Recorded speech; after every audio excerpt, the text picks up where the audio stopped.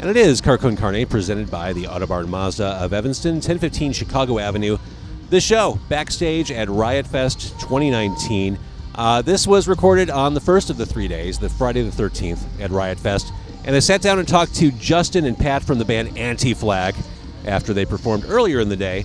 And I forgot to hit record right away, but we started the conversation by talking about how many times do you hear people say, Anti-Flag, we need you now more than ever?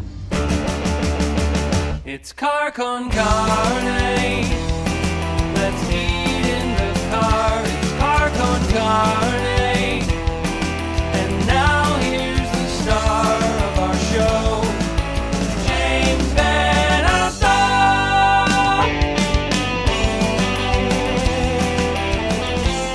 I understand the natural tendency in that, and that I just feel like people, it's easy to feel isolated and alone, and it's, you know, I think a goal of Anti-Flag has always been to try to bring people who have similar ideas together and to build a community of people who, to help people feel that they're not alone whenever they're faced with a lot of adversity or ugliness. Or shitty presidents and shitty politics. Yeah. So in that respect, I think that's why that happens, but I totally agree with Pat that it really ultimately, you know, outside of the community building, it's really up to each and every one of us to speak out and to make our own statements and to resist in our own personal ways. We've been a band for a long time, and we've also studied history and realized that nothing changes unless there's feet in the streets. If there's not mass organizations of people in the streets, things don't really change. It's just business as usual. Right. This seems like the perfect environment. I mean, maybe you're already preaching to the converted doing Riot Fest again. I mean, well, you preach to the converted, of course, but you also inspire people to be like, oh yeah, I'm not alone, as Justin was saying. Community. Yeah, you see people, you're like, oh yeah, I thought I was the only one who thought this in my parents' basement, but now I realize that there's thousands of people here who also feel the same way, and that inspires people and energizes them to continue their fights. Let's talk about punk rock as an avenue for social information and social justice. We've got all flavors of punk rock. You know, I talked to No Parents earlier, and their brand of punk rock are songs like Balls and Fuck. There's room for that. Yeah. But, I mean, you probably grew up listening to The Clash and were inspired by those bands who kind of saw a message behind everything. Absolutely. Yeah, we have a very, very defined style of what we consider to be punk rock that is what we create, but that doesn't mean it's the only style. Right. And everybody has. There's nothing worse than somebody trying to write music or create something that they don't believe in, and people see through that. So, yeah, we all are writing. If you want to write about balls and whatever you want to write about, you go right ahead. Yeah, and there's room in punk, I guess, for everything, right? To a certain degree, but I just sort of what was really exciting about coming up with the punk scene when we did, and it's still this way. When you travel around, there's all kinds of different scenes, and you know, in our particular scene in Pittsburgh, it was a scene where it was a group of people that were really interested in caring about people other than just themselves. Right. People that were like really interested in activism, whether it was animal liberation or you know, taking on police brutality and racism. So those things really affected who we were, and you know, it was because there was that community of people that were interested in making the world a better place through punk rock and through the punk scene. You know, they were kind of like, we're starting with this little punk scene that we have here.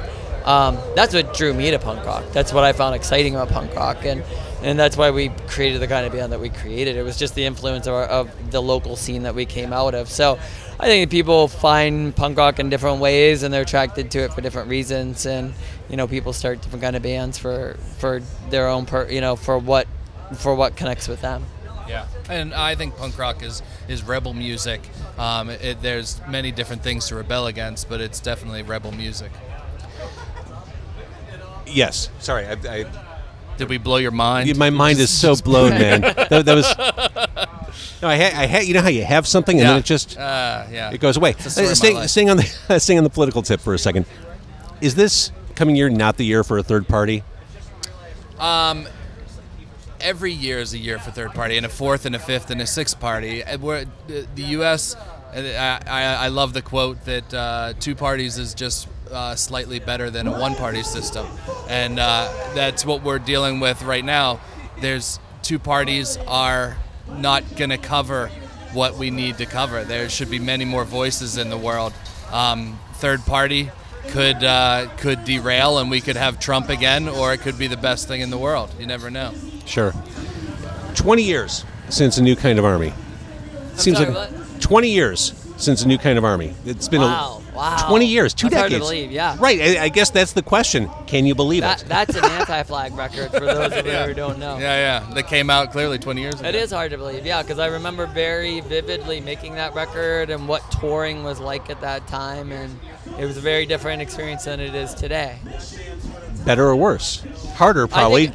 Less affordable. Yeah, I mean, in some ways it's better, in some ways it's worse. And, you know, life on the road is always changing, and life in general changes with ups and downs. And I think in a lot of ways it's better, and that I think that we understand as a band what we're trying to achieve better. I think that we're a better band, and we're better musicians and better songwriters, and I think that we understand how to take care of each other better and treat each other better and be more successful together. Just in the idea that we just have a way of functioning and working together for a common goal. Where in the old, you know, when we were younger, you haven't really figured those things out yet. So it's harder to exist as a band in some ways. Is American Attraction about as emblematic of the band as you can get in the modern day? Because I love that song. You like that song? Love that song. I'm sorry, could you repeat the question? American Attraction, is that about as emblematic of your music as you can get in the present day? It's a good song. It's a little slow. Well, I mean, I do think that, you know, we're really just trying to speak to the current situation of distraction politics, and that, you know, we have kind of a choice to make in our society right now, where we can go towards the worst instincts of our societies, or we can move towards the best instincts of our society. Obviously, we want to move towards the best instincts, and I think that that includes diversity. I think that that includes openness. It's really interesting, even like with a festival like this. Right now, there's a lot of talk about facial recognition at music festivals, and, you know, just opposing facial recognition and saying that, you know, this is a place that should be safe and open and support the ideas of openness, not the ideas of trying police to state and control of populations. Absolutely. So, but we're always trying to grow as a band and trying to push ourselves to try new things, and I think that song is kind of emblematic of that. I would So agree with that. I'm going to take you.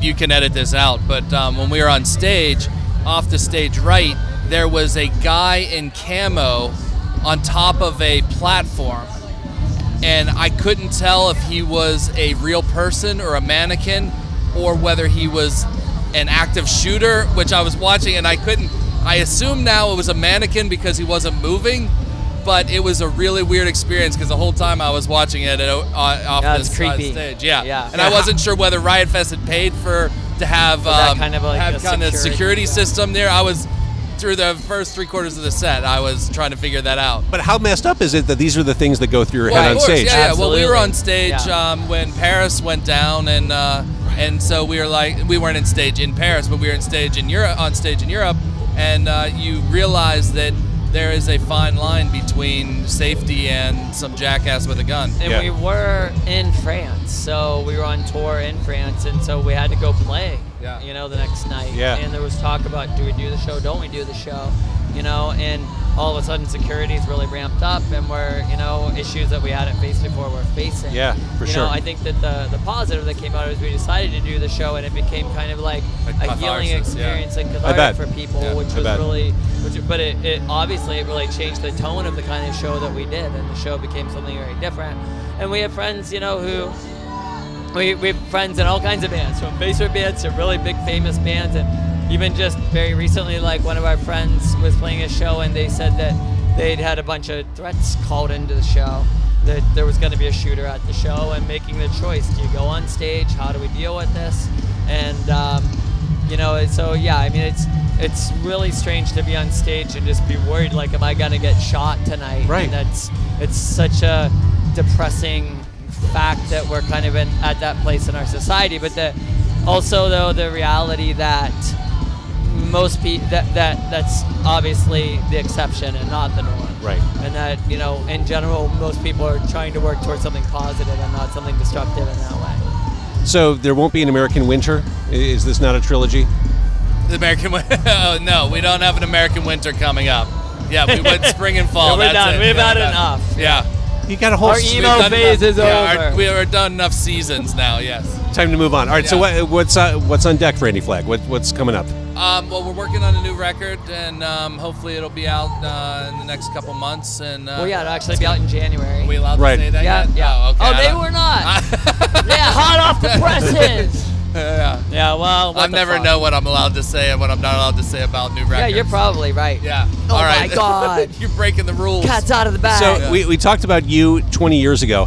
I walked out there at 1:30 when you played today. I couldn't get near the stage. People were, they were there for you. Not a surprise, but what do you say to those fans who've been with you for 20 years? Yeah, well, I think it's so exciting that punk is really a community. You know, punk, hardcore, ska.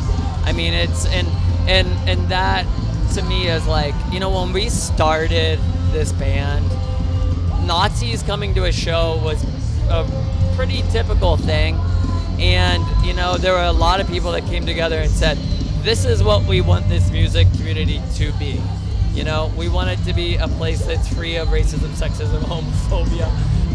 You know, we want it to be a place where people respect each other and that we respect diversity, and that people who are trying to use authoritarian tactics and violence and bigotry, you know, we decided we wanted it to be a certain thing. And what's really exciting is that now over all of these years it has become that kind of community.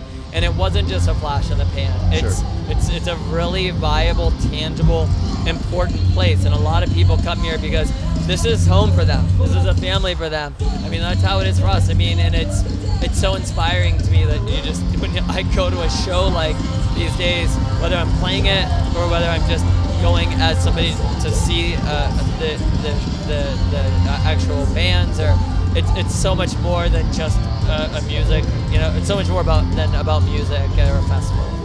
So and that's just inspiring. Being in a place like this today is really inspiring to see that it's possible to create something if you really believe passionately about it. I love it. Guys, thank you so much for doing this. Thanks for keeping the torch lit for 20 years, and we look forward to January. Hell yeah, great It's to meet you. awesome. Thank you.